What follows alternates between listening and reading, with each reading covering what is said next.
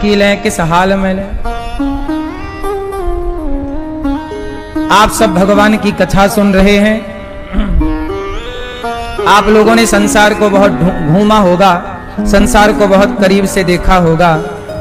संसार में बहुत घूमने के बाद, बहुत कुछ देखने के बाद पता लगा कि संसार में सुख नहीं है। कल मेरे से किसी भाई ने एक सवाल किया, संसार में सुख है या दुख है, क्या है बताओ? संसार में क्या है, सुख है कि दुख है? संसार में क्या है, सुख या दुख? जोर से हैं, क्या है? क्या है? कुछ कह रहे हैं दुख है, कुछ कह रहे हैं सुख है। पर आपको एक बात बताएं, संसार में ना तो सुख है ना तो दुख है। इस संसार में सुख दुख कुछ भी नहीं है। तो फिर ये सुख दुख होता कैसे है? सुनो, ये सुख दुख आपकी इच्छाओं पर निर्भर करता है। जैसे आपकी इच्छा पूरी हो गई तो आपको सुख मिल गया, और आपकी इच्छा पूरी नहीं हुई तो आप दुखी हो गए। खेल यही तो है। आपकी इच्छाएं पूरी होना ही सुख है और आपकी इच्छाएं अधूरी रहना ही दुख है। तो कुल मिला के सुख दुख तब होगा जब इच्छाएं होंगी। अब जरा सोचिए, एक मैया आना, किसी के अंदर कोई इच्छा ही नहीं है। जरा सोचो, आपके अंदर कोई इच्छा नहीं है, तो जब इच्छा ही नहीं होगी तो सुख दुख कैसे होगा? इसलिए तो शास्त्र कहते हैं, आप लोग सुख दुख पे उलझ जाते हैं, पर संत लोग सत्संग के द्वारा ईश्वर की आराधना को आराधना से इच्छाओं को समाप्त कर देते हैं, जिसके कारण सुख दुख ही मिट जाता है। सुख दुख को मिटाना हो तो इच्छाओं को मिटाइए।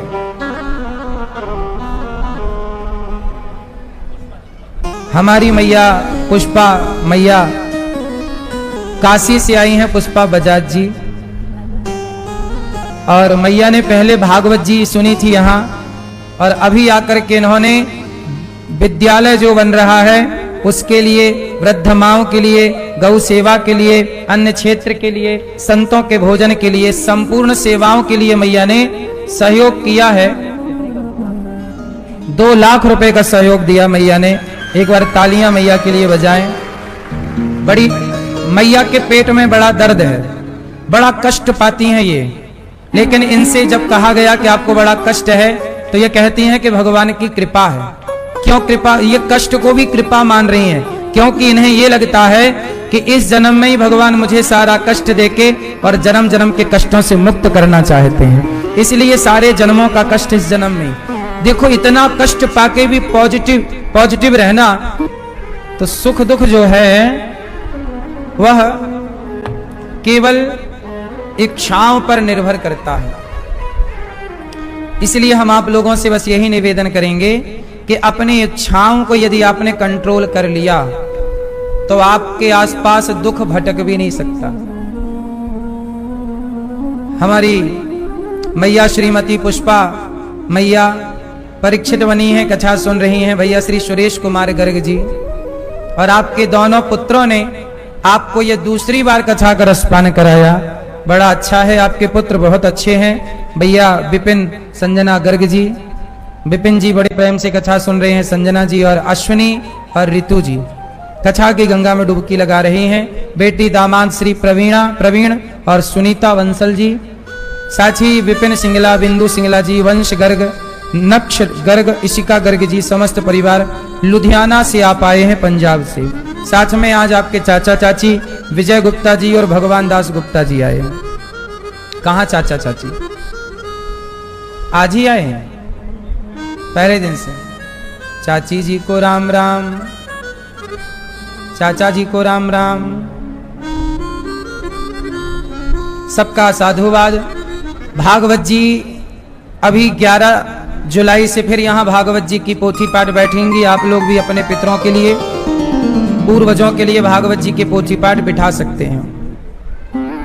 कल हम लोगों ने सुना कि भगवान प्रकट हुए। कौन प्रकट हुआ? भय प्रकट कृपाला दीन दयाला कौशल्या हितकारी। भगवान का कभी जन्म नहीं होता। भगवान क्या होते हैं? जन्म हमारा होता है, भगवान प्रकट होते हैं। जैसे ही प्रकट भय उत्सव चल रहा था कि पूतना मौसी आ गई। कंस ने एक राक्षसी भेजी, जाओ जितने बच्चे पैदा हुए सबको मार डालो। पूतना मारती थी बच्चों को, मार के खून पी जाती थी। ऐसी पूतना छोटे छोटे बच्चों को मार करके खून पीती थी। आज भगवान कृष्ण को मारने के लिए पूतना आई। भगवान को मारने का प्लान क्या था कि वो जहर लगा के आई थी अपने स्तनों में। पूतना के बालक को जहर पिलाऊंगी तो दूध पिएगा, थोड़ा जहर पी के मर जाएगा बालक। भगवान को मारने आई पूतना। जब भगवान पालने पर लेटे और मैया यशोदा काम में लग गई, पूतना आ गई। बड़ी सुंदर बन करके आई है। जैसे ही पूतना को देखा भगवान ने आंखें बंद कर ली। पूतना को देखा नहीं भगवान ने, देखते ही नेत्रों को बंद कर लिया। क्यों? भगवान कहते हैं कि पूतना बहुत सुंदर बन करके आई है, जबकि पूतना का शरीर बहुत सुंदर है पर मन उतना ही गंदा। मन में क्या है? कृष्ण को मारने का प्लान। अब जो बच्चे को मारना चाहती है वो पूतना तन कितना भी सजा ले पर मन में तो कपट ही भरा है। और भगवान कहते हैं कि जिसका तन सुंदर है मन सुंदर नहीं है, ऐसों को मैं देखना भी पसंद नहीं करता। भगवान ने नेत्र बंद कर लिए, मैं नहीं देखूंगा पूतना को। भगवान उसे देखते हैं जिसका मन शुद्ध होता है। आज समाज में कैसे लोग ज्यादा हैं आपको पता ही नहीं लगेगा। आपको पता ही नहीं लगेगा कि कौन साफ है, कौन कपटी है, कौन कैसा है।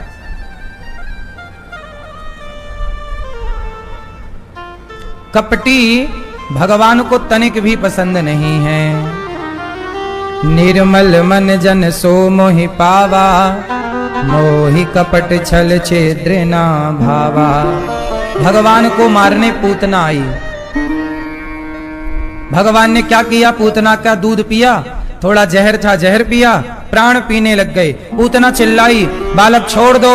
भगवान बोले, मौसी जी हम जल्दी पकड़ते नहीं हैं, और पकड़ लें तो फिर हम कभी छोड़ते नहीं हैं। पूतना के प्राणों को पी लिया।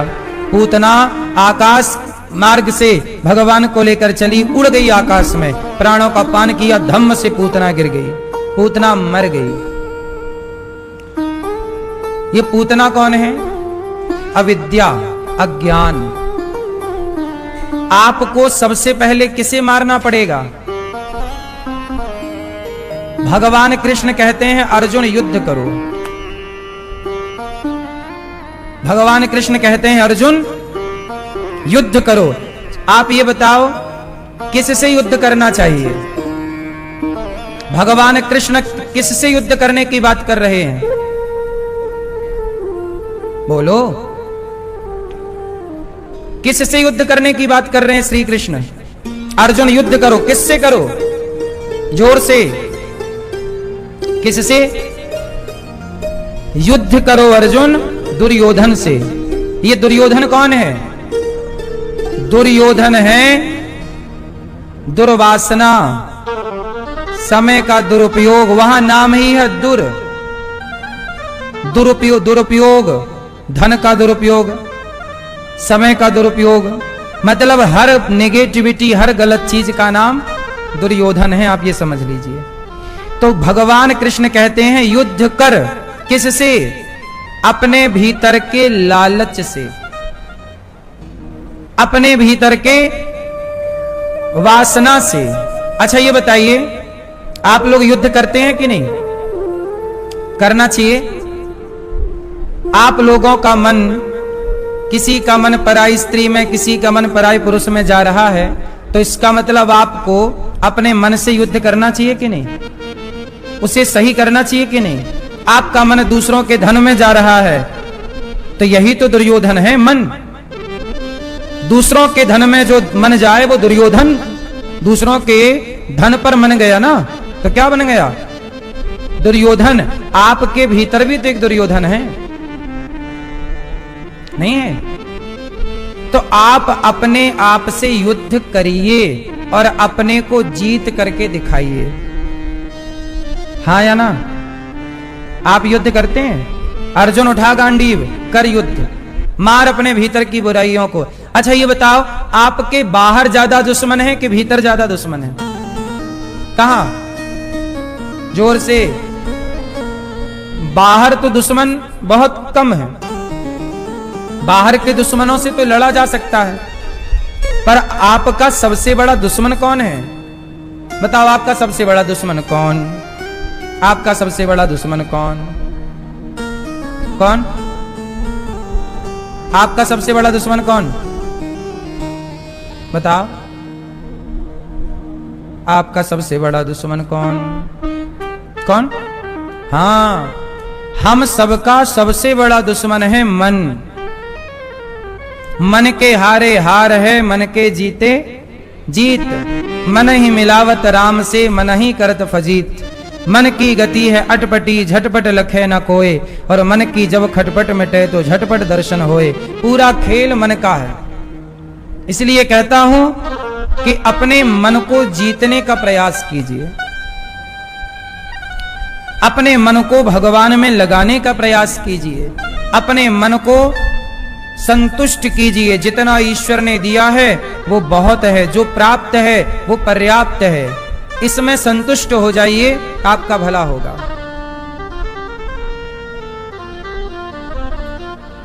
तो युद्ध जरूरी है खुद से, अपने मन को जीतना। तो भगवान ने पूतना जैसी अविद्या अज्ञान को मारा। आपके भीतर भी जो अज्ञान है, उस अज्ञान से लड़ो और उस अज्ञान को समाप्त करो। आज बताइए, समाज में अज्ञान ज्यादा है कि ज्ञान ज्यादा है? बोलो, समाज में ज्यादा क्या है? हैं? अज्ञान। हमारे देश में सबसे ज्यादा अज्ञान है। कैसा अज्ञान है? अब देखिए ना, हमारे देश में लोग गुटखा खाते हैं और कहीं भी थूक देते हैं। ये ज्ञान है या अज्ञान है? ज्ञान होता तो भारत माता को गंदा क्यों करते, कहीं भी क्यों थूकते? और ज्ञान होता तो गुटखा ही क्यों खाते? आप गुटखा खा रहे हैं, आपसे पूछा जाए कि आप गुटखा खा रहे हैं, बताइए आपका क्या फायदा है गुटखा खाने से, सिवाय नुकसान के? जब आपको पता है कि गुटखा खाने से नुकसान है, फिर भी आप खा रहे हैं, तो बताइए आप ज्ञानी हैं या अज्ञानी हैं? आप अपनी मां का अपमान कर रहे हैं, ये ज्ञान है कि अज्ञान है? बोलो। आप किसी बहन बेटी को गलत नजर से देख रहे हैं, ये ज्ञान है कि अज्ञान है? आप सड़क पार करते हो, ना इस तरफ देखते हो ना इस तरफ देखते हो, और चल पड़ते हो, और इसी चक्कर में आपका या आपके चक्कर में दूसरे का एक्सीडेंट हो जाता है, ये ज्ञान है या अज्ञान है? हमारे यहां गाड़ी चलाते हैं और ट्रैफिक लाल बत्ती जली है, लोग पार कर जाते हैं, रुकते नहीं हैं, उस चक्कर में किसी से एक्सीडेंट हो जाए और जान चली जाए, तो वो ज्ञान से जान गई कि अज्ञान से गई? बोलो। हमारे देश के बड़े बड़े अधिकारी जन पैसा लेके काम करते हैं, जबकि सरकार तनख्वाह दे रही है, फिर भी जनता से पैसा ले रहे हैं, ये अज्ञान है कि ज्ञान है? बोलो। अज्ञान है। हमारे देश में और हमारे आम जनता में ज्ञान कम है, अज्ञान ज्यादा। हर फील्ड में आप देख लो, हमारे यहां लोगों को चलने का ज्ञान नहीं है कि सड़क में कैसे चलें। कहीं बीच सड़क में चलते हैं लोग, ये नहीं कि किनारे से चलें। सड़क पार करने के पहले यहां वहां देख लें, नहीं पार कर लेंगे। गाड़ी वाला भले ब्रेक लगाए तो लगाए, नहीं तो वो भी जाए तुम भी जाओ। चारों तरफ अज्ञान का घेरा है। लोग जूता चप्पल चुरा रहे हैं, ज्ञानी हैं इसलिए चुरा रहे हैं कि अज्ञानी हैं इसलिए चुरा रहे हैं? बोलो। सच बताओ, इस संसार की कीमती वस्तु क्या है? इस संसार में सबसे कीमती क्या है? सोना, हीरा, मोती या ज्ञान? इस संसार में सबसे कीमती क्या है? बोलो मैया, बताओ। सोना कीमती है या ज्ञान कीमती है? बोलो। ज्ञान है तो सोने का ढेर लग सकता है, और ज्ञान नहीं है तो भागते रहो सोने के पीछे। सही है? चलो बताओ, पारस कौन है? पारस होता है ना, पारस। पारस एक मणि होती है, वो लोहे को छू दे तो लोहा क्या बन जाता है? जोर से। ये पारस मणि क्या है? आज है या नहीं? बोलो जोर से, जोर से। है साहब, आज भी पारस मणि है, आज भी पारस मणि है। कौन है पारस मणि? अरे समाज में कुछ लोग ऐसे होते हैं जिनकी मेहनत से, जिनकी बुद्धि से लोहा भी सोने के भाव बिक जाता है। एक बात बताओ, मर्सिडीज गाड़ी है, BMW है, उसमें सोना लगा है कि लोहा लगा है? जोर से। लोहा, पर सोने के भाव बिक रहा है कि नहीं उसका लोहा? जगवार है, बड़ी बड़ी, और मैं नाम नहीं जानता। और क्या है बताओ जरा, दो चार हैं? अरे वो तो सस्ती है। सुनो, हाँ डिफेंडर। अब सोचो, इन गाड़ियों में भी लोहा लगा है और मारुति की गाड़ी में भी लोहा लगा है। बोलो हाँ। और सबके लिए लोहा बना रहा है टाटा। वही टाटा का लोहा मर्सिडीज में लगा, वही टाटा का लोहा मारुति में लगा। पर देख रहे हैं? बोलो हाँ। तो वो व्यक्ति जो लोहे को भी सोने के भाव बेच रहा है, वो खुद पारस है या नहीं? व्यक्ति पारस है साहब। आपके समाज में जो अच्छे लोग हैं, जो समाज का उत्थान कर रहे हैं, वो व्यक्ति ही पारस है। आपका पति या आपका बेटा, आप लोग कितने गरीब थे, लेकिन आपने अपनी मेहनत से, उस गरीबी से निकलकर आपने अपने लिए सारी सुविधाएं इकट्ठी कर ली। कल तक आप किसी के घर में नौकरी करते थे, आज तुम्हारे घर में 100 लोग नौकरी कर रहे हैं, तो तुम ही तो पारस हो। आप पारस हैं या नहीं? इंसान ही पारस होता है साहब। कोई पारस नाम का कोई पत्थर वत्थर रहा होगा कभी किसी कालखंड में, हम खंडन नहीं करते उसका कि नहीं था, रहा होगा, है, उसका जिक्र तो रहा ही होगा। पर वर्तमान में एक अच्छा कर्मठ व्यक्ति जो कार्य कर रहा है देश के लिए, समाज के लिए, परिवार के लिए, गांव के लिए, अपने मोहल्ले के लिए, अपने क्षेत्र के लिए, राष्ट्र के लिए, बताओ वो क्या है? पारस है या नहीं? जिस व्यक्ति ने अपने परिवार की गरीबी दूर की हो,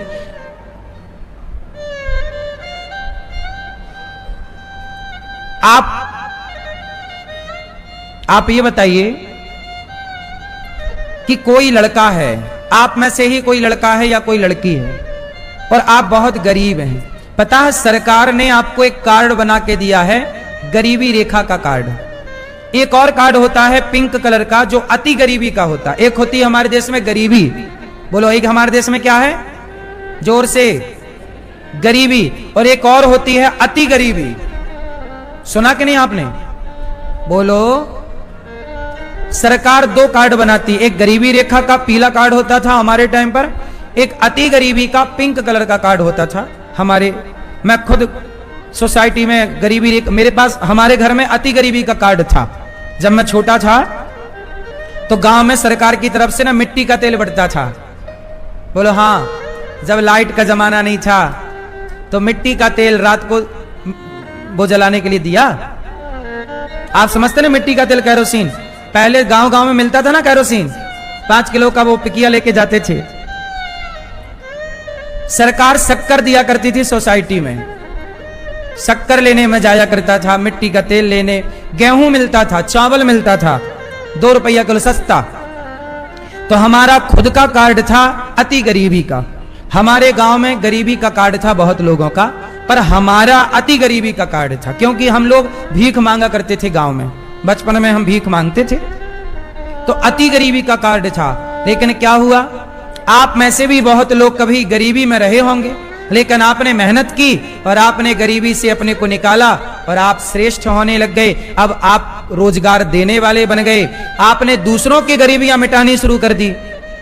आपकी मेहनत ने दूसरों की गरीबियां मिटानी शुरू कर दी। तो बताइए आप कौन है समाज के लिए, है या नहीं? इसलिए सरकार को उन लोगों का सम्मान करना चाहिए जो गरीबी से निकलकर समाज को रोजगार देने वाले बने हैं, उनका सम्मान करना चाहिए। इससे समाज को पॉजिटिव मोटिवेशन मिलेगा। पर सरकार इस फील्ड पे ध्यान नहीं दे पा रही है, जबकि देना चाहिए। हर उस व्यक्ति का सम्मान करना चाहिए जिसने 5 लोगों को, 10 लोगों को, 50 लोगों को रोजगार दे रखा है। बोलो हां, सम्मान नहीं है ना, इसलिए लोग फिर करते नहीं।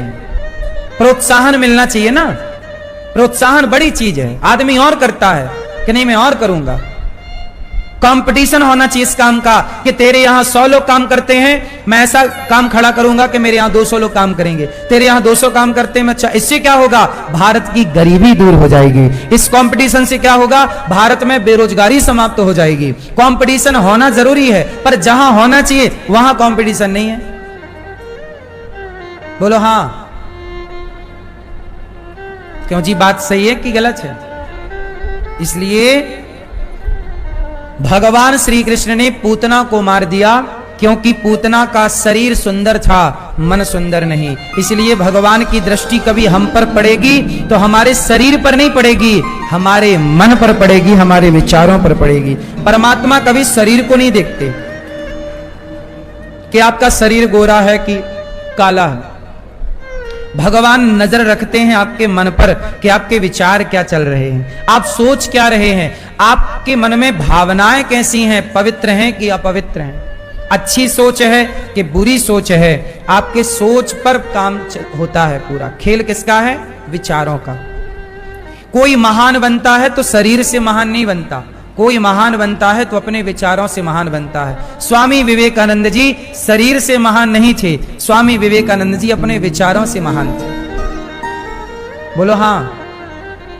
तुलसीदास जी का शरीर कैसा था, मीराबाई का शरीर कैसा था, शिवाजी का शरीर कैसा था, कौन जानता है? लेकिन उनका मन कैसा था, उनके विचार कैसे थे, आज भी उनके विचार समाज फॉलो करती है। आज भी मीराबाई, तुलसीदास जी और शिवाजी और भगवान का नामकरण संस्कार गर्गाचार्य जी ने किया। क्या नाम रखा? यशोदा, ये आपके पुत्र का नाम होगा कृष्ण, और रोहिणी मैया आपके पुत्र का नाम होगा बलदाऊ, बलराम। राम होगा, बल अधिक होने से लोग कहेंगे बलराम। कृष्ण और बलराम। अच्छा, भगवान श्री कृष्ण के कितने नाम हैं? बोलो, भगवान कृष्ण के कितने नाम हैं? कृष्ण उनका नाम है। भगवान का नाम, मुख्य नाम है कृष्ण। पर कृष्ण जी के नाम कितने हैं?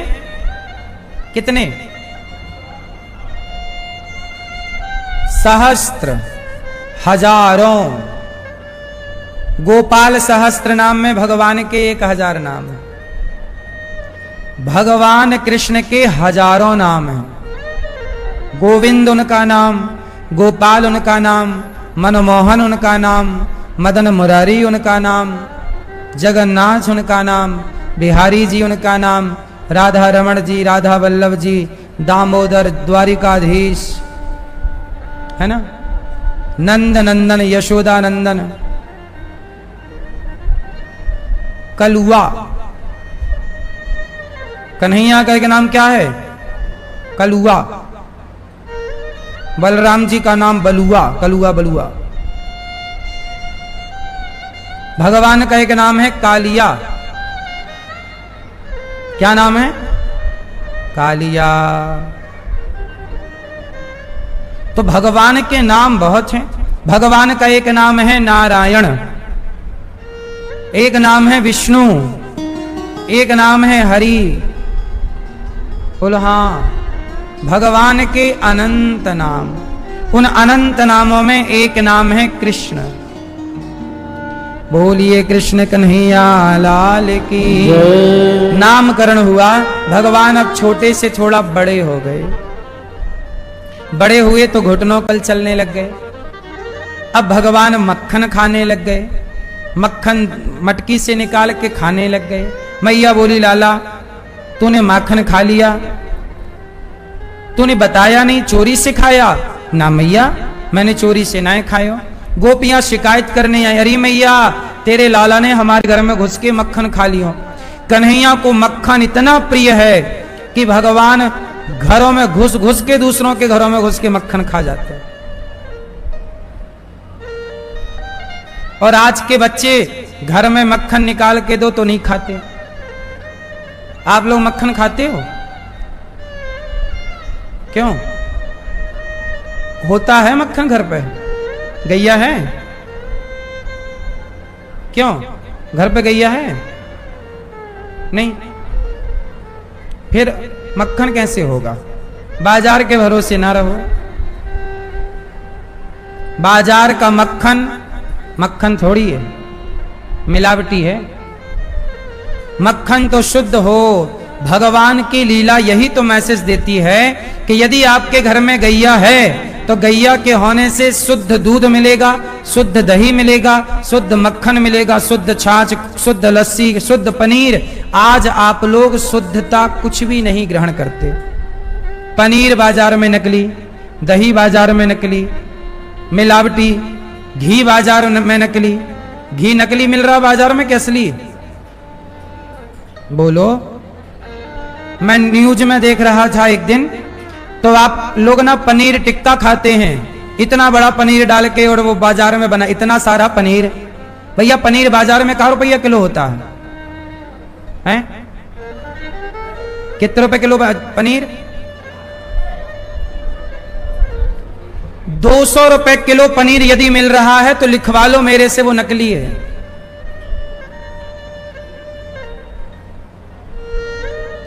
बाजार में देखो, सोना यदि 1 लाख रुपए तोला है और आपको कोई 50,000 रुपए तोला दे रहा है, इसका मतलब कुछ गड़बड़ है। बोलो हाँ। आप लोग सस्ते के चक्कर में जहर भी खरीद लेते हैं। भाई सस्ता है, खा लो और मर जाओ। पनीर बनता दूध से है। कितने किलो दूध का 1 किलो पनीर बनेगा, इसकी गणित निकाल लीजिएगा। उसकी लीगल कॉस्ट कम से कम अच्छी खासी है। आपको बाजार में जो पनीर टिक्का मिलता है वो सस्ता पनीर, नकली पनीर है, मिलावटी, और आप खाते हैं। इसलिए आपको हर चौथे दिन महीने में 4 बार डॉक्टर के यहां हाजिरी लगानी पड़ती है। जी सर, आ गया।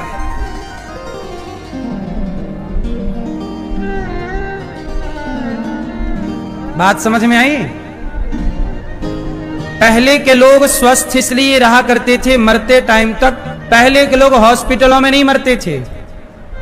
और आप लोग मरने कहां जाते हैं? बोलो। हॉस्पिटल जाते हैं आप लोग मरने। बोलो हाँ कि ना?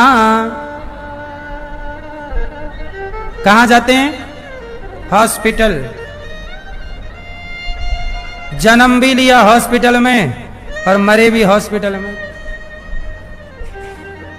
बोलो हाँ। हॉस्पिटल में मरना सही है? चलो बताओ कहां मरना चाहिए? आप ही बताओ, हमें नहीं पता। मैं ये बताओ कहां मरना चाहिए? कहां? ए मैया कहां मरना चाहिए मेरी मां? ए मैया बताएंगे कहां मरना चाहिए? दादाजी आप बताओ कहां मरना चाहिए?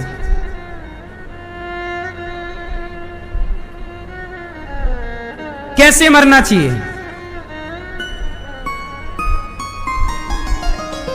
कैसे मरना चाहिए बताओ? सुनो, मृत्यु के भी विधान हैं। कैसे मरना चाहिए? ऐसे नहीं मर जाना चाहिए कि लो भैया हॉस्पिटल जाते जाते टैं हो गए या हॉस्पिटल में ही मर गए। ये मरना अच्छा नहीं है। उत्तम मरना क्या है? आप लोगों को ना जीना आया ना मरना आया। मरना भी एक कला है। कैसे मरें? अनशन करके मरना चाहिए। क्या करके मरना चाहिए? अनशन। क्या करके मरना चाहिए? अनशन करके। जैसे आपको अति वृद्धता आ गई, अब आपको लगे कि जी अब हमारा बचना संभव नहीं है, तो आप क्या करो, कुछ दिन पहले से ही धीरे धीरे खाना पीना कंट्रोल करके और पूरा मन सबसे खींच लो अपनी इंद्रियों को, बेटा बेटी सबसे चित्त को हटा दो और एक परमात्मा में ध्यान स्थापित कर दो। हर समय वाणी बोलती रहे श्रीमन्नारायण श्रीमन्नारायण। बच्चों को बोल दो कि यहां भैया कीर्तन बिठा दो, सब लोग कीर्तन करते रहें, कानों में भगवान का नाम सुनता रहे, वाणी कीर्तन श्रीमन्नारायण श्रीमन्नारायण। थोड़े दिन बाद भोजन त्याग दो, केवल जल पे आओ और जल भी गंगा जल। तुलसी का पत्ता ग्रहण करना सीख लो मरते समय, गंगा जल और कीर्तन सुनो, भगवत चिंतन करते करते धीरे से फिर पानी भी त्याग दो। ये अनशन है। पहले भोजन का त्याग करो, फिर जल का त्याग करो और धीरे से मन को परमात्मा में डुबा दो। और इस तरह के अनशन के द्वारा भगवान में लीन हो जाओ और भगवान का चिंतन करते करते प्राण जब त्यागोगे आपकी परम गति होगी, परम गति। और आप लोग तो बस मेरा बेटा मेरा बेटा बेटा बेटा करते टैं, मेरा पोता पोता पोता टैं। ये वही मरना, कुत्तों की मौत मर गए। ये तो कुत्तों की तरह मरना है। इतना बढ़िया जीवन दिया है विधाता ने, कम से कम इसे संभाल लो। कुत्तों की तरह तो ना मरो। उत्तम मरना भला कहां। अब आप लोग क्या करते हैं? आप लोग इतना अज्ञान में जीते और मरते हैं कि आप लोग जब मरने वाले होते हैं ना, आप रोते, ए भैया बेटा को दिखाओ एक बार, बेटा लाओ, बेटा कहां, बेटा तुम आओ मरने वाला, ए पोता कहां भैया, मरने वाले पोता को दिखाओ। आप तो मर रहे हो और याद किसे कर रहे हो? बेटा पोता बुलाओ, बेटी को बुला दो एक बार, उसे और देख लें। सारी जिंदगी देखा फिर भी पेट नहीं भरा। अब मरते समय जिसमें मन लगना चाहिए, जिससे कल्याण होगा, वहां तुम्हारा मन जा नहीं रहा है। जिनके लिए सारी जिंदगी मरे, उन्हीं बेटा बेटी परिवार में मन लगाए लगाए मर गए। तुम्हारी दुर्गति ना होगी तो क्या होगी? तुमसे मरना भी तो नहीं आया। तुम कितने भी अब कुछ कर लो, पिंड पिंड दान ठीक है, लेकिन जब जो कर्म किए हो वो तो अवश्य में भोक्तव्यम। एक समय बाद सुनिश्चित कर लो कि आपको परिवार से मन हटाकर, अब आप लोग मरते हो, आप मरे नहीं हैं कि लोग आके आपकी खोपड़ी में बैठ कर रोने लग जाते हैं, अरे मरने लगे, हाँ बोलो हाँ। रिश्तेदार पहुंच जाते हैं, परिवार पहुंच जाता है, मरा नहीं है और चालू। और इतनी धक्का मुक्की करते, कई बार तो मरने वाले के ऊपर गिर जाते हैं, इतनी धक्का मुक्की करते हैं मरने वाले के पास। और लोग क्या कहते हैं मरने टाइम? हमें पहचानो, हमें। जो जाता है सब क्या बोलता है? हमें पहचानो, हमें। क्यों मैया? जब आप किसी के मरने में जाती हो तो क्या बोलती हो? हाथ हिला हिला के, भैया हमें पहचानो, हमें। लो, तुम्हें क्या पहचान के करेगा? क्या उसकी अपनी दुर्गति कराएगा? तुम्हें पहचानने से मिलना क्या है? और ये बताओ सही बात है कि गलत है? दुनिया यही कहती ना, हमें पहचानो। कोई नहीं कहता कि भगवान को पहचानो। आपको पहचान भी गए तो फायदा क्या है? ये समय तुम्हें और हमें पहचानने का नहीं है, ये समय तो केवल भगवान को पहचानने का है, ईश्वर को पहचानने का। और एक बात बताऊं, मरने के पहले आदमी दिन 2 दिन पहले से ही खाना पीना अपने आप छोड़ ही देता है। ये बात सही है कि गलत है? तो जब प्रकृति छुड़ा ही देती है खाना पीना, तो तुम 4 दिन पहले अपने से छोड़ के क्यों नहीं ईश्वर में तल्लीन हो जाते? क्यों नहीं थोड़ी सी मरने की साधना कर लेते? इससे तुम्हारा 84 का चक्कर बच जाएगा, तुम्हारी परम गति होगी। और दुनिया की गोद में मरोगे तो फिर मरते ही रहोगे, बार बार जन्म लोगे, फिर मरोगे, फिर जन्म मरणम पुनरपि जननम पुनरपि मरणम पुनरपि जननी जठरे शयनम। बोलो हाँ। और ये दुनिया के लोग आपके मरने के बाद क्या करेंगे? मैं ये बताओ, आपके मरने के बाद लोग क्या करेंगे? बोलो, रोएंगे। मैया गलतफहमी में हो, तुम्हारे मरने के बाद लोग चाय पिएंगे, पड़ोसन लाएगी बना के, बहन अदरक वाली लाई हूं जल्दी पी, नहीं ठंडी हो जाएगी। तो बहू रोएगी, फिर पड़ोसन आएगी, बहन थोड़ा चाय पी, चाय थोड़ी आप चाय पिएंगे अदरक वाली, और आप मरी पड़ी होंगी। आपकी भी तो सास मरी थी, तब आपने भी तो चाय पी थी। बोलो हाँ कि नहीं? ऐसी आप मरोगी, आपकी बहू चाय पिएगी, और चाय पी के फिर क्या करेगी? फिर वही गाना। ये सत्य है, इसे आप मानो ना मानो। आप मर गए, इससे किसी का कुछ नहीं बिगड़ रहा है। लोग अपना चाय पीना भी नहीं छोड़ेंगे, अदरक वाली। पड़ोसी लोग बढ़िया धर्म निभाते हैं क्यों? 10-20 घर से चाय बन के आती है, रोते रोते गला सूख गया होगा ना, पी लो। आप सोचती रहीं कि हमारे बाद क्या होगा, हमारे बाद सब रोएंगे। कोई ना रोएगा।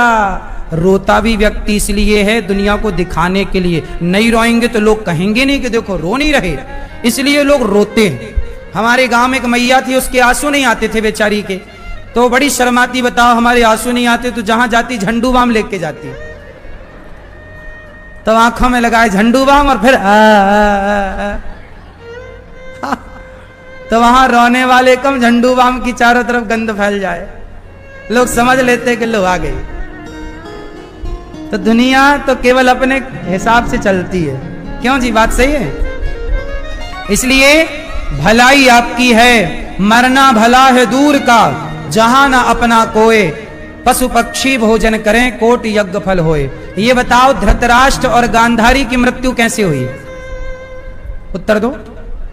पढ़ा है आप लोगों ने? धृतराष्ट्र गांधारी की मृत्यु कराई गई थी। कैसे? विदुर जी ले गए इनको हिमालय, और वहां पर इन लोगों से अनशन कराया। कहा कि अब भगवान का चिंतन करो, बहुत तुमने बेटा बेटी का मोह पाल लिया। ये धृतराष्ट्र के मोह के कारण ही महाभारत हुआ।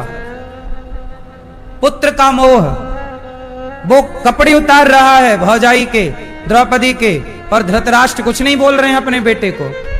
पुत्र का मोह, इसी मोह ने महाभारत कराया। तब विदुर जी ने डांटा कि तुमने सही निर्णय लिया होता तो ये नरसंहार बच जाता, जाओ अब भजन करो।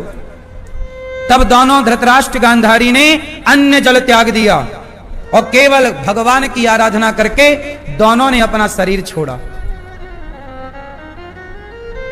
अनशन किया। और आप लोग मरने के दिन तक खाते हो, ठूस ठूस के खाते हो। रोटी से मन नहीं हट रहा है तुम्हारा, सबसे मन को हटाओ। यहां तक कि परिवार का मोह क्या साहब, रोटी का भी मोह छूटना चाहिए, जल का मोह भी छूटना चाहिए। जब बहुत प्यास लगे तो थोड़ा जल पी लो, वरना अब ईश्वर की तपस्या कैसे होती है? बड़े बड़े साधक कैसी तपस्या खा खा के करते हैं क्या? ईश्वर की आराधना आखिरी आराधना है, ईश्वर का आखिरी चिंतन है। हर समय चिंतन करो भगवान का। तो भगवान की जो कथाएं हैं, लीलाएं हैं, उनका गुणगान करो, भगवान की लीलाओं का गुणगान करो, चिंतन करो।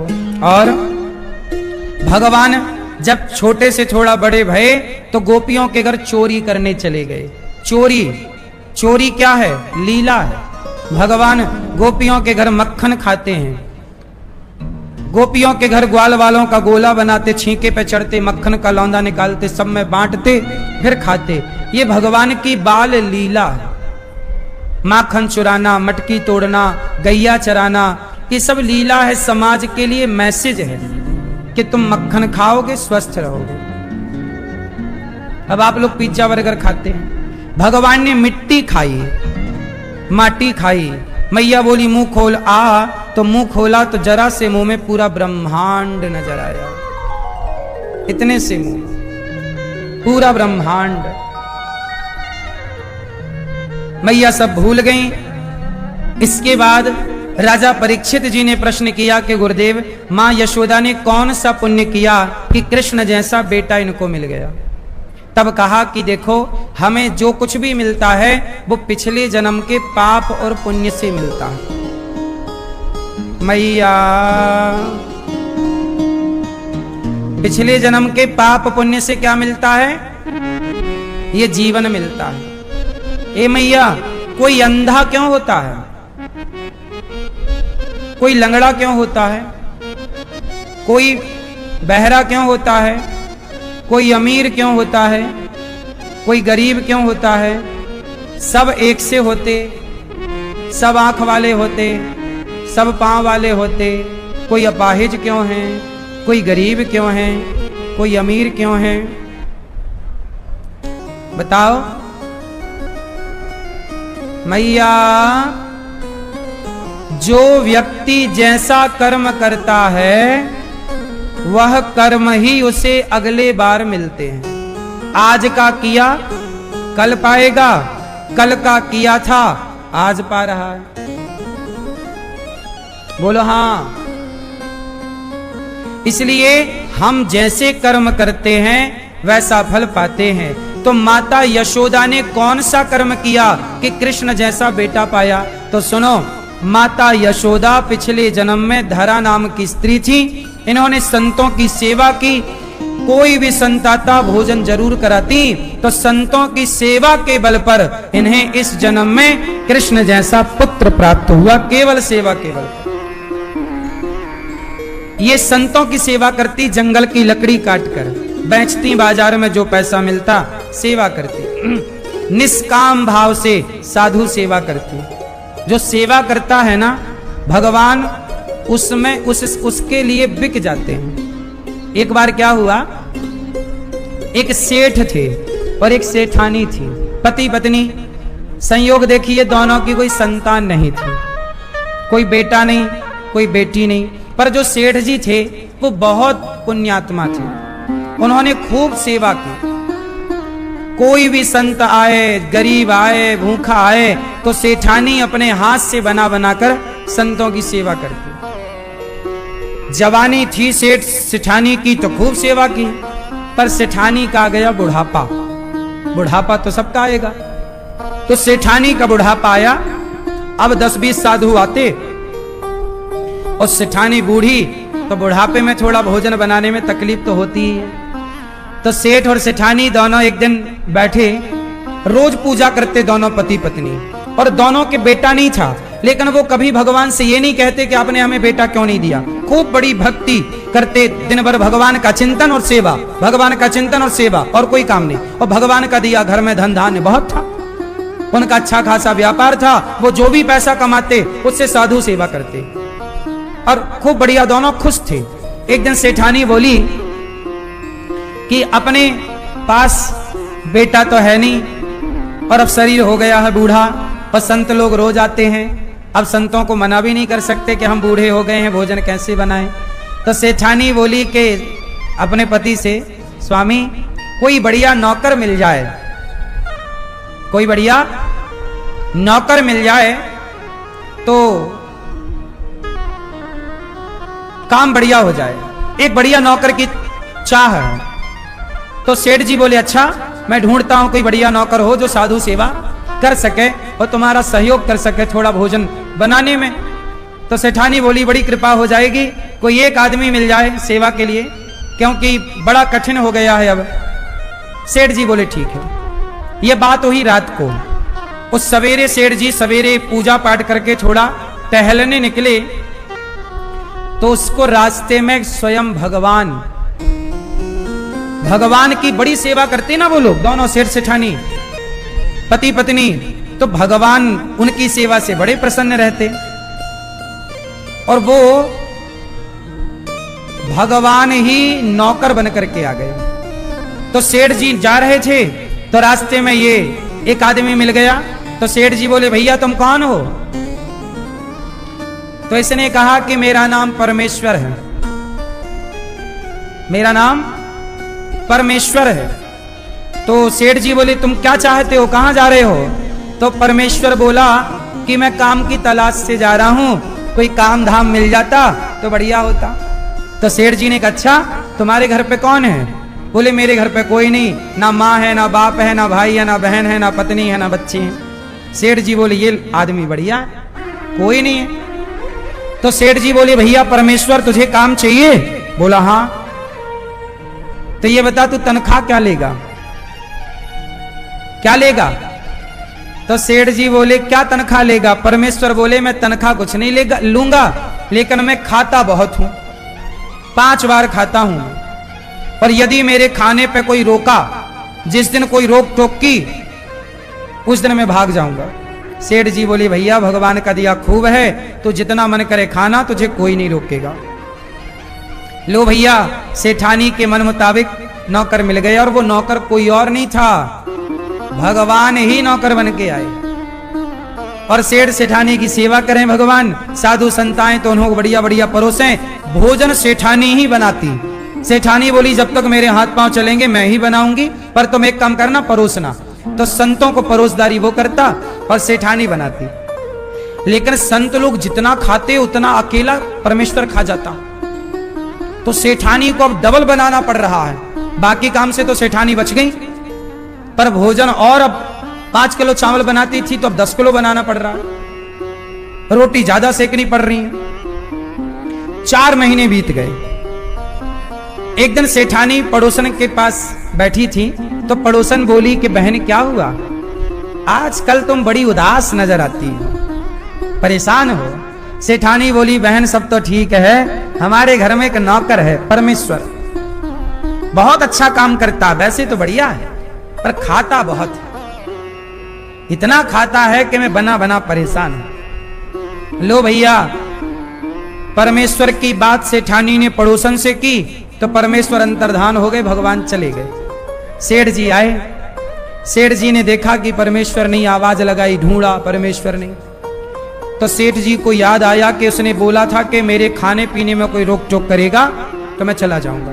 तो सेठानी से पूछा कि तुमने खाने में रोका क्या? बोले रोका तो नहीं, पर उसकी बात मैंने पड़ोसन से जरूर की कि बहुत खाता है। लो भैया सेठ सेठानी समझ गए कि हमारे घर पे भगवान ही थे सेवा के लिए, और आप बताओ। टोक दी तो चले गए। सेठ जी बोले अब जब तक परमेश्वर नहीं आएंगे हम भोजन नहीं करेंगे। 3 दिन बीत गए, सेठ सेठानी को भोजन नहीं किया। बना के संतों को पवाती रही, संतों की सेवा करती रही, कोई भूखा आए तो देती रही, पर स्वयं की हालत ऐसी हो गई कि दोनों सेठ सेठानी मरने की स्थिति पर। जब ये स्थिति हुई तब भगवान प्रकट हो गए। सेठ जी आपने सेवा के बल पर आपने मुझे खरीद लिया। भगवान प्रकट हो गए और सेठ सेठानी सेवा के बल पर, केवल संतों को भोजन कराने के बल पर, द्वार पर आए अतिथि की सेवा के बल पर सेठ सेठानी को भगवान अपने निज धाम लेकर के चले गए। खुद भगवान आए उन्हें लेने। ये किसका चमत्कार है? केवल सेवा। आप जितना माला जपते हो, अच्छा है माला जपना, पर जितना माला जपते हो यदि इतना मन सच्चे मन से, किसी के निष्काम भाव से, निष्कपट भाव से यदि आप ये मन सेवा में लगाएं तो माला जपने में जितना पुण्य है उससे कई गुना ज्यादा पुण्य सेवा करने में है। माला भी जपना चाहिए, हम ये नहीं कहते नाम जप ना करो, जपो, काम करते हुए नाम जप बना रहे, पर सेवा ईश्वर की सबसे श्रेष्ठ आराधना है। बात समझ में आई? ईश्वर की सबसे श्रेष्ठ आराधना क्या है? जोर से। सेवा सबसे श्रेष्ठ आराधना है ईश्वर की। इसलिए यशोदा मैया ने भी यही चुना, संतों की सेवा की, और सेवा के लिए अपने स्तन भी काट कर दे दिए। कथा मैंने कई बार सुनाई। और माता धरा सेवा के बल पर कृष्ण जैसे पुत्र को पा लिया। इसलिए हम आपसे कहते हैं, ये दास अनिरुद्ध, हमने भी जीवन में केवल यही देखा है कि आप कुछ करो ना करो, पर सेवा जरूर करो। सेवा को चुनो। आजकल बहुएं सेवा करें अपने सास की, ससुर की, अपने पति की। बेटा सेवा करे अपने माता की, पिता की। सेवा करने बाहर निकलने की जरूरत नहीं। घर के जो सदस्य हैं उन लोगों को ही भगवान मानकर उनकी सेवा करना, ये भी तो पुण्य है। बेटा अपने माता पिता को भगवान माने और माँ बाप को भगवान मानकर सेवा करे, क्या ये बेटे का पुण्य नहीं है? सेवा करने बाहर जाने की ठीक है, बाहर भी करो, पर घर में जितने लोग हैं उनकी भी सेवा। आप लोग सेवा कम करते हैं। आप लोग इस बात पर ज्यादा गुस्सा होते हैं कि सास ने ये कह दिया, बहू ने ये कह दिया। आप लोग बोलते बहुत हैं, बोल बोल के अपने रिश्ते भी खराब कर लेते हैं, मन को भी खराब कर लेते हैं, घर की शांति भी भंग कर लेते हैं। बोल कर ना बोला जाए, चुपचाप काम किया जाए, कितना बेहतर होगा। अब आप लोग यहां बैठे हैं, चुपचाप बैठे हैं तो कथा सुनाई पड़ रही है। आप बोलने लग जाएं सारे लोग तो कथा सुनाई पड़ेगी? व्यवस्था बनती है सुनने से, व्यवस्था बिगड़ती है बोलने से। संबंध भी बनते हैं सुनने से और संबंध भी बिगड़ते हैं बोलने से। बोलो हाँ। इसलिए बोला ना जाए, सेवा की जाए। माँ बाप की सेवा करो, पति की सेवा करो, अतिथि की सेवा करो। हम गृहस्थों का यही तो धर्म है। क्यों? बात सही है। इसलिए माता धरा को कृष्ण जैसा बेटा सेवा के बल पर मिला। यदि मुझे भी कुछ मिलेगा तो केवल सेवा के बल पर मिलेगा।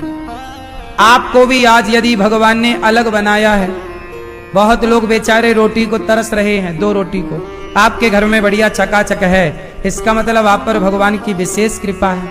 और विशेष कृपा क्यों है? क्योंकि आपने पिछले किसी जन्म में कोई सेवा का काम किया होगा, किसी को भोजन खिलाया होगा, अन्न दान दिया होगा, तो आपके पास अन्नपूर्णा मां की कृपा है। नहीं दिया होगा तो आपके पास अन्न नहीं है। इसलिए कहता हूं, गौरी गोपाल आश्रम में हजारों संत भोजन करते हैं, आप भी अन्नदान करके पुण्य के भाग। बिहारी जी में पर्दा बंद होता है ना, बार बार आपके सामने क्या आ जाता है? पर्दा। क्यों बंद होता है? ये पर्दा क्या है? ये पर्दा, ये संकेत, ये मैसेज, ये शिक्षा देने के लिए है कि भगवान तो सामने ही है, बस पर्दा हटाने की देर है। भक्त और भगवान के बीच में कौन है? पर्दा। और ये पर्दा क्या है? कपड़े का पर्दा नहीं, घमंड का पर्दा है। ये घमंड का पर्दा हट जाए तो भगवान तो सामने है। आपको भगवान क्यों नजर नहीं आते? क्योंकि आपके सामने अभिमान का पर्दा पड़ा है, तो किसी के सामने अज्ञान का पर्दा पड़ा है, तो किसी के आगे मोह का पर्दा पड़ा है। धृतराष्ट्र को भगवान नजर नहीं आए क्योंकि मोह का पर्दा था। रावण को भगवान नजर नहीं आए क्योंकि अभिमान का पर्दा था। रावण अपना अभिमान छोड़ देता और धृतराष्ट्र अपना मोह छोड़ देता तो दोनों के सामने भगवान थे या नहीं थे? दोनों के आगे, पर दोनों नहीं पहचान पाए। ऐसे हमारे और आपके आगे भगवान हैं, पर हम पहचान नहीं पाते क्योंकि हमारे भीतर भी अभिमान है। अभिमान, अब देखो अभिमान क्या है?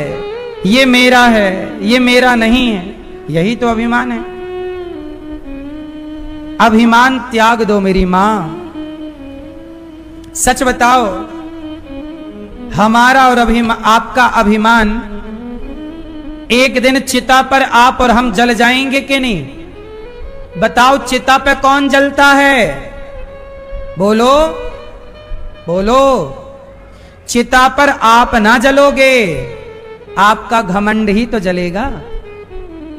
शमशान में कौन जलता है? लोगों का घमंड।